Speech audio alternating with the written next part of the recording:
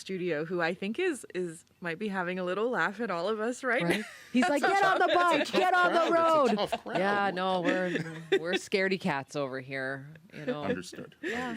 I'm scared sometimes just as a pedestrian, just trying to cross the street. Never mind I'm on scared a bike. for them. Right? We're very nervous people, apparently. No, you're going to change our mind, I'm sure. Lanrick Bennett Jr. has just come in. He's the city's first bicycle mayor. Do you think that we need convincing otherwise? It's an understandable fear. There's a lot going on our streets.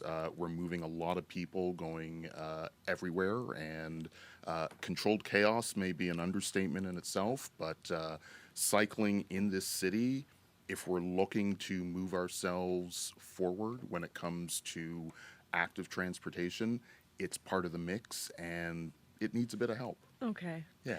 So, let's back up a little and talk about why you've joined us to talk about this, because it sounds like Nicole, Jennifer, and I are the outliers here, because if you take a look at BikeShare Toronto's latest stats, more people are biking in the city than ever before. It logged a record-breaking nearly 1 million rides this past June. It's a lot of people. Very much. They are keeping bike mechanics very busy, but unlike doctors or engineers, bike mechanics are not actually recognized as a standalone occupation under federal rules. So, our guest here, Lanrick Bennett Jr., wants to change that. He was dubbed Toronto's first bicycle mayor. He just wrote a piece about this very issue for Spacing magazine. Thank you so much for being here. Thank you so much for giving space and time for, I think, a really interesting and important piece of the puzzle when it comes to talking about cycling infrastructure. When we talk about that, it's bike lanes. We're talking about bike lanes, but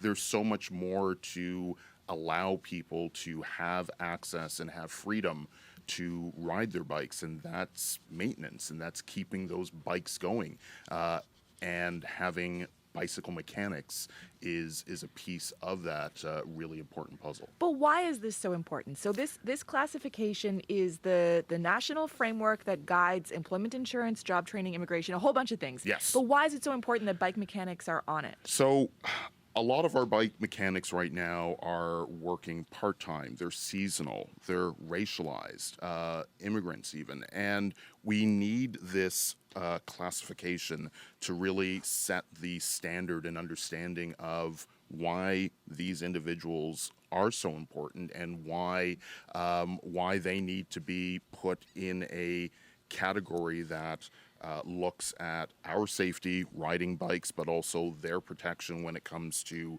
upgrading their skills, any type of monetary increase. All of that kind of gets put underneath that umbrella.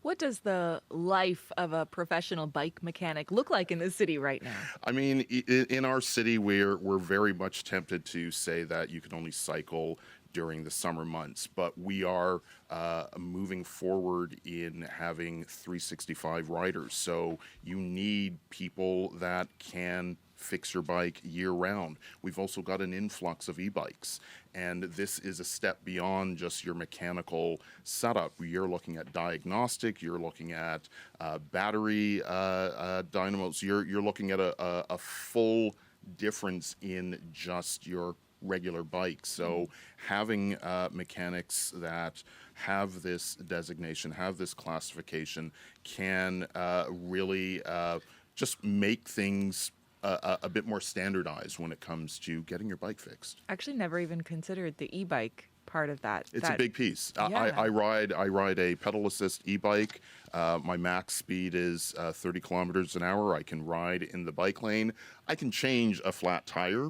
I could even possibly put my chain back on. But for me to do a full diagnostics of my bike, it's a whole other thing. You don't want me doing that. You want to be able to bring it into a bike shop and have someone that's certified, someone that has that that classification to take a look at your bike. And how many people are we talking about? How many bike mechanics roughly are there in the city? Right. So if you're looking at the city itself with BikeShare, you're probably talking about a couple dozen. We've, in the city of Toronto, probably have about 50 bike shops, so maybe 2 to 3 per shop. But that again is not a number that I can even give you because we don't have a classification. So there really isn't a data set to actually show us who's in there, what the pipeline looks like, and how are we making sure that these individuals are trained up to be able to fix our bikes. And with the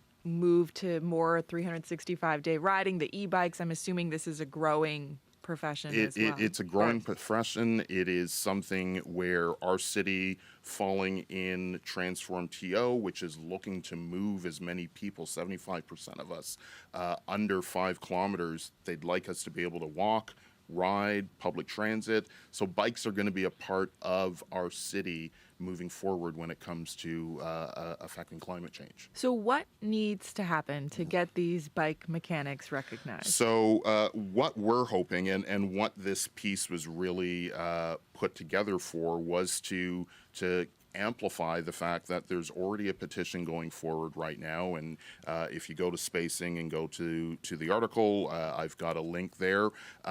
We're looking for the community that's inside and outside of the bicycling community to step up, put their names forward, put a bit of pressure on the city, on the province, even on the feds to recognize bicycle mechanics and get them put into this classification.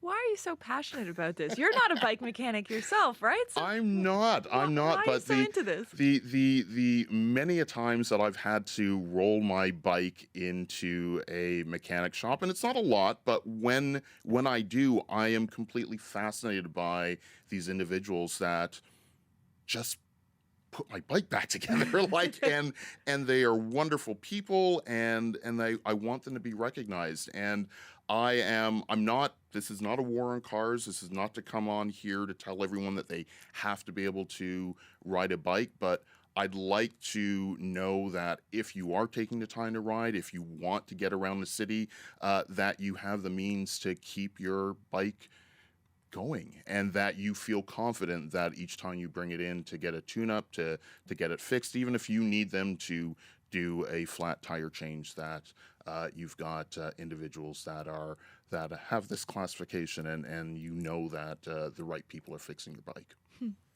I can tell how I said passionate before, but I can tell how passionate you are about this just by the T-shirt that you're wearing, which says "Bicycles deliver the freedom that auto ads promise." This is my my wonderful friend Tom Flood. It says it all.